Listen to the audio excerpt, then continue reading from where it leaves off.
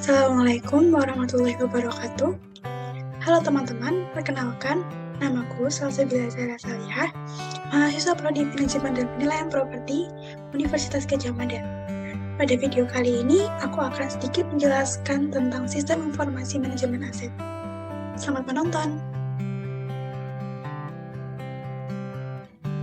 Sistem Manajemen Aset atau SIMA merupakan sistem yang dibangun untuk memberikan kemudahan kepada pengguna dalam mengelola harta, kekayaan, dan modal dari sebuah entitas secara update, akurat, terintegrasi. Peratausahaan aset merupakan kegiatan yang meliputi pembukuan, inventarisasi, dan pelaporan aset sesuai dengan ketentuan yang berlaku. Menurut PSAK 16, aset tetap merupakan aset yang berwujud yang dimiliki untuk digunakan dalam produksi atau penyediaan barang atau jasa, untuk direntalkan kepada pihak lain, atau untuk tujuan administratif, dan diperkirakan untuk digunakan selama lebih dari satu periode. Namun, aset tetap memiliki masa manfaat di mana masa tersebut dapat habis dan aset tersebut harus diganti atau diservis. Oleh karena itu, peratausahaan aset tetap penting dilakukan untuk mendorong pemerintah dalam menjalankan tugasnya. Ketika terdapat aset dengan kondisi buruk, maka pemerintah dapat mengambil keputusan untuk mengganti aset tersebut dengan yang baru.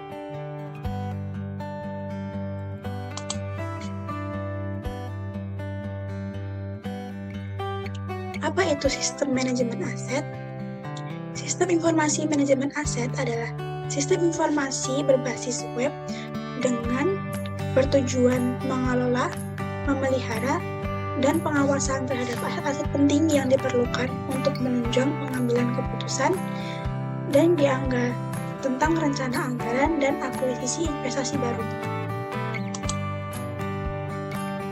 Nah, di sini terdapat siklus pengelolaan aset pada suatu BUMN. Yang pertama ada perencanaan kebutuhan dan penganggaran. Yang kedua ada pengadaan, penggunaan, pemanfaatan. Nah, untuk pemanfaatan ini bisa digunakan untuk perusahaan sendiri atau digunakan untuk perusahaan dan juga orang lain. Dengan catatan disewakan ya teman-teman. Selanjutnya itu adalah penilaian. Yang keenam, pengamanan dan juga pemeliharaan. Nah, untuk pengamanan di sini terdapat 3 hal yang harus diperhatikan, yaitu fisik, administrasi, dan juga hukum. Selanjutnya ada peratausahaan. Peratausahaan ini dimulai dicatat dari pengadaan yang isinya terdapat umur ekonomis, harga beli, harga sultan, dan juga masih banyak lagi. Selanjutnya ada pemindahan dan yang terakhir ada pemusnahan dan penghapusan. Nah, untuk pemusnahan ini biasanya dilakukan pada barang-barang yang berbahaya.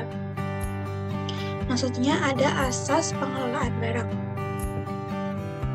Nah, asas pengelolaan barang milik negara ini ada asas fungsional, kepastian hukum, transparansi dan keterbukaan, asas efisiensi, asas akuntabilitas, dan juga asas kepastian nilai. Nah, selanjutnya ini terdapat mengapa sih harus ada sistem informasi manajemen aset itu diperlukan, untuk apa? Nah, yang pertama itu untuk menyajikan informasi. Nah, menyajikan informasi tentang apa? Tentang kondisi barang, status barang, spesifikasi, tanggal perolehan, harga pembelian,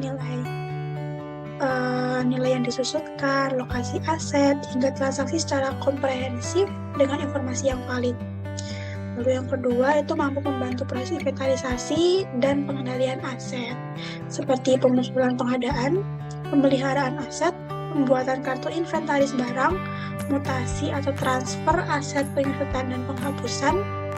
Selanjutnya itu ada membantu aktivitas monitoring dan juga pengawasan.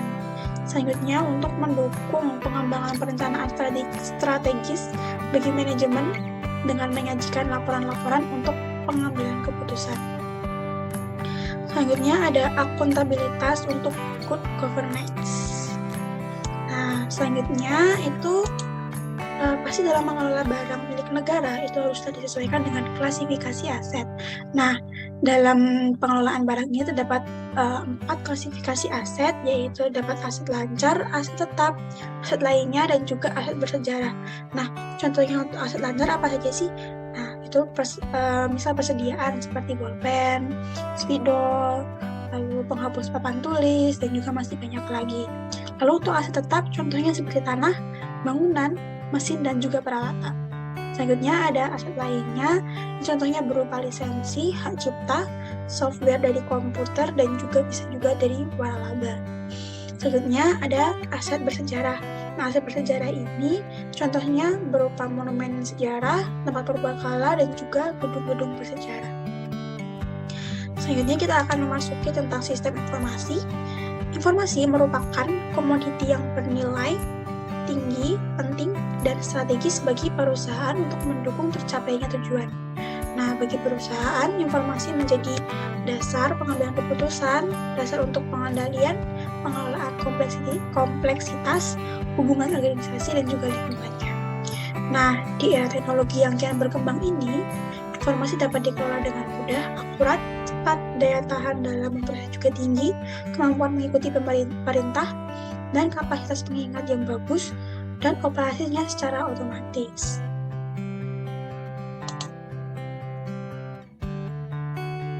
Sistem informasi itu apa sih?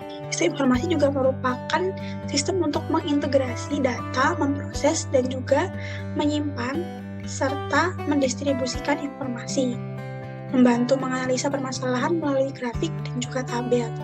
Nah, sistem informasi yang baik itu juga harus memiliki sistematika yang jelas, ringkas, dan juga sederhana.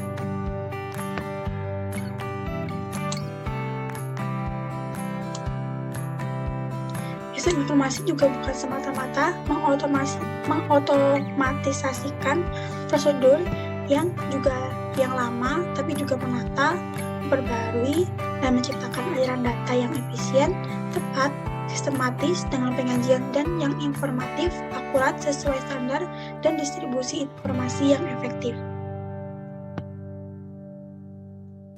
Selanjutnya, itu ada siklus informasi. Nah, sistem informasi juga harus memiliki keunggulan kompetitif dalam prosedur yang singkat, kecepatan respon, kemudahan transaksi, dan mudah diupdate.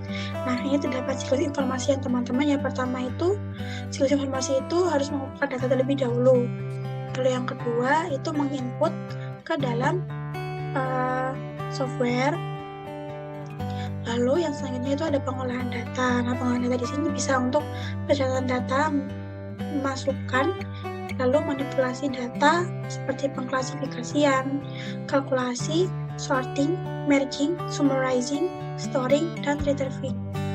Selanjutnya yang keempat itu adalah output, yang kelima adalah distribusi.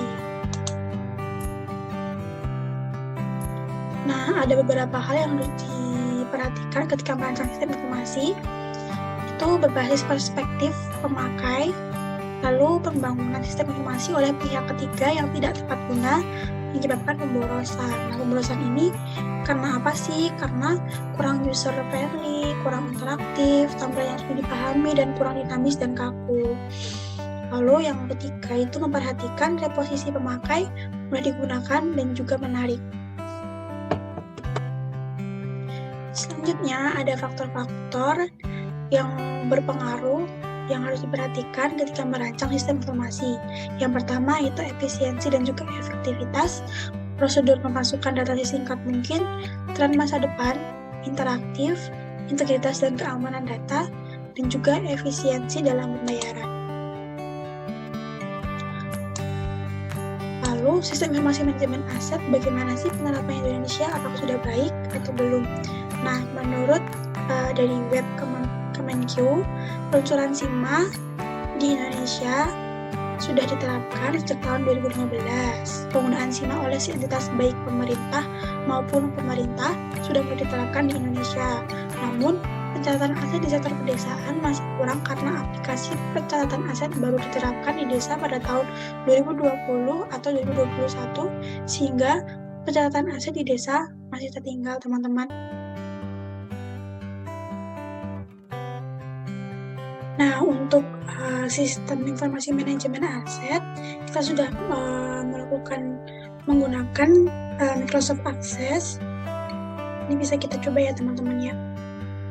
Kita pencet from login, username, bisa diisikan passwordnya.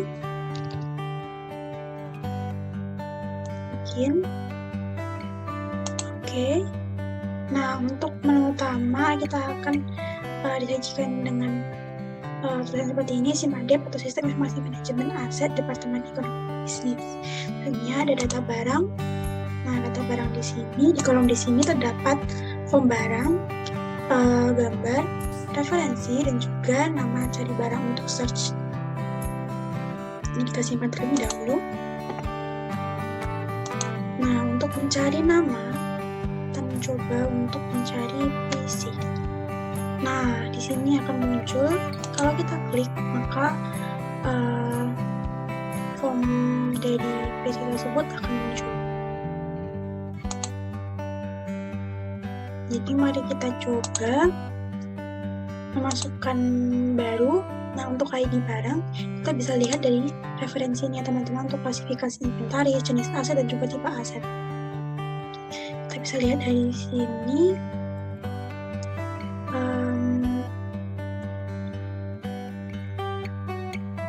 Misal kita ingin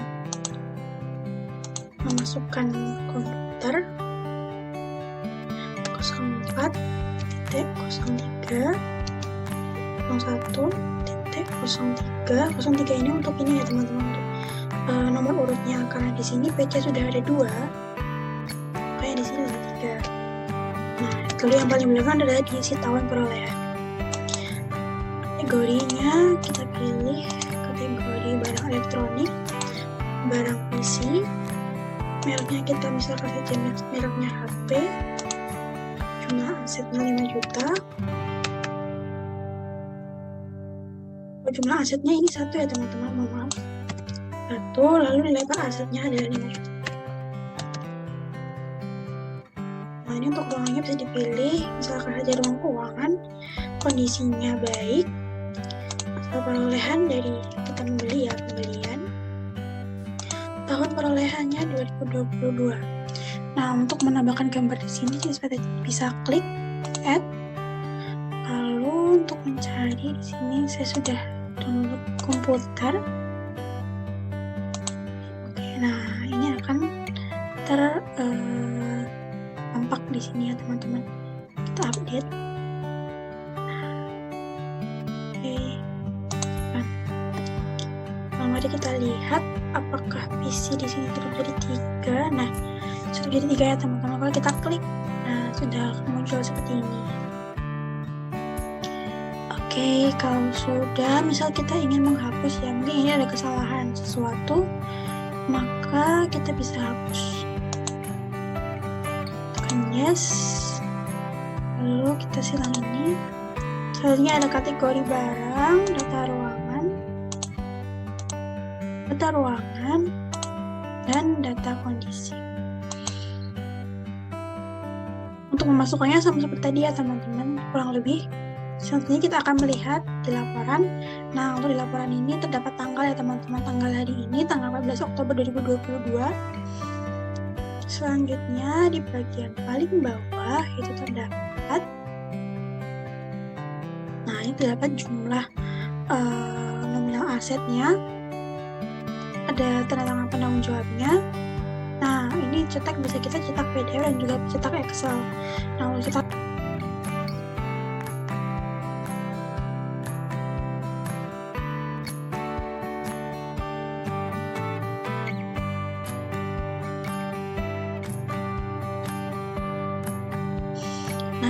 itu teman-teman untuk paparan mengenai sistem yang sudah kami buat. Ini bisa disilang. Nah, kalau sudah selesai dengan sistem atau memasukkan data, kita bisa keluar atau exit. Nah, ini kembali lagi ke menu login tadi ya teman-teman. Oke, selanjutnya kita akan beralih ke PT lagi.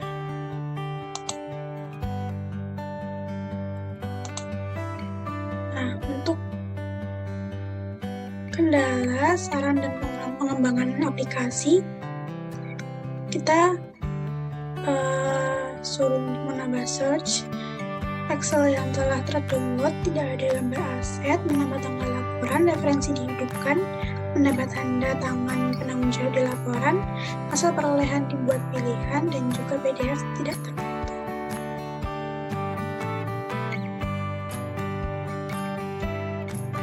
Oke teman-teman, sampai sini mungkin presentasi atau video dari saya, semoga bisa membantu.